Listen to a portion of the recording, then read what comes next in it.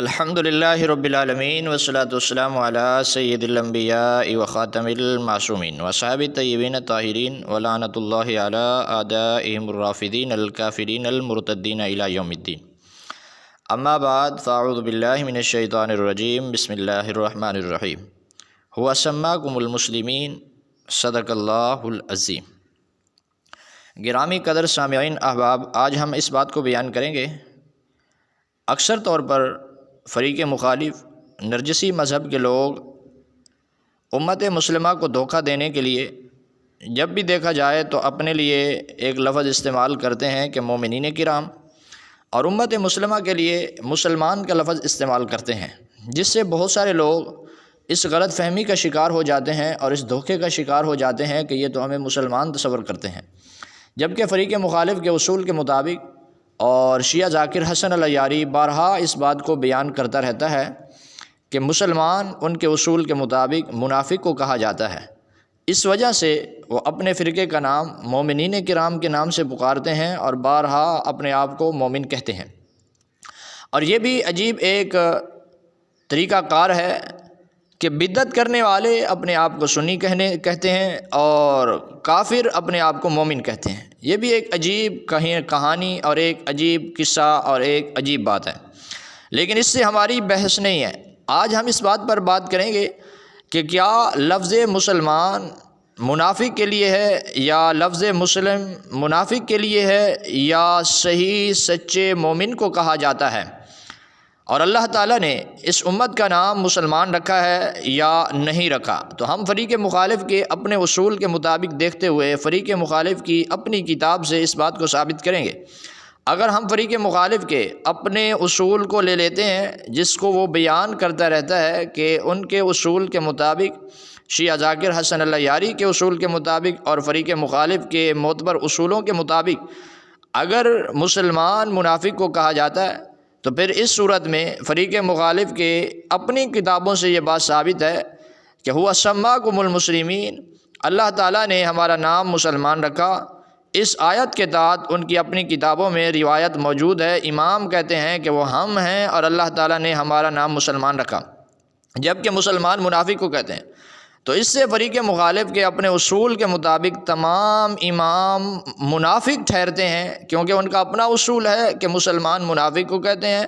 لہذا اس وجہ سے تمام ائمہ ان کے اپنے اصول کے مطابق منافق ٹھہرتے ہیں. یہ دیکھیں فریق مخالف کی معتبر کتاب ہے، جس کتاب کا نام الشافی ترجمہ اصول کافی ہے، جلد نمبر 2، سکۃ الاسلام، فہامہ شیخ یعقوب کلینی، ترجمہ منیر حسین رضوی، ناشر مصباح القرآن ٹرسٹ، الفضل مارکیٹ، اردو بازار، لاہور.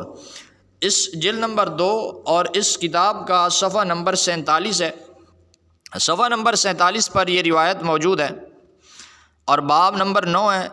باب کا عنوان ائمہ اللہ کی مخلوق پر اللہ کے گواہ ہیں، اور اس کی روایت نمبر 2 ہے. اور روایت نمبر 2 میں یہ بات بالکل واضح ہے، جیسے آپ دیکھ بھی سکتے ہیں. اس روایت کو بیان کرتے ہوئے الحسین بن محمد عن معل بن محمد عن الحسن بن علی الوشاء عن احمد بن عائز عن عمر بن عزینہ عن برید العجلی قال سألت ابا عبد اللہ علیہ السلام عن قول اللہ عز وجل وكذلك جعلناكم امة وسطا لتكونوا شهداء على الناس قال نحن الامة الوسطى ونحن شهداء الله على خلقه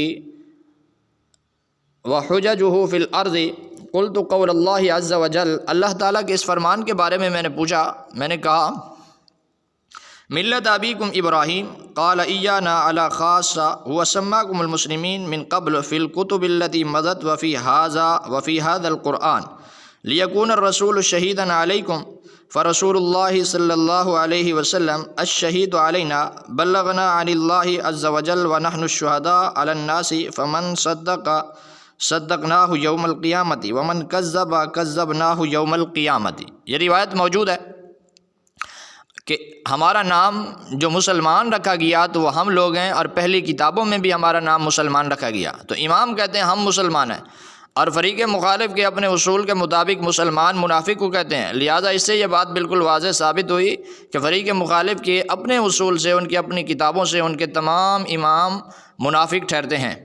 ایسے ہی ہم تو اس کو بیان نہیں کرتے، لیکن فریق مخالف کے اپنے اصول کو دیکھا جائے تو ان کے اپنا اصول ہم بیان کر رہے ہیں۔ ہمارے اصول کے مطابق ان کو اور شخصیات کہا جاتا ہے اور ان کا اور درجہ ہے۔ وہ راوی تھے اور حدیث کے راوی صحابہ کرام کے نوکر اور صحابہ کرام کے غلام اور صحابہ کرام کے بعد آنے والے سکہ راوی ہم ان کو ثابت کرتے ہیں۔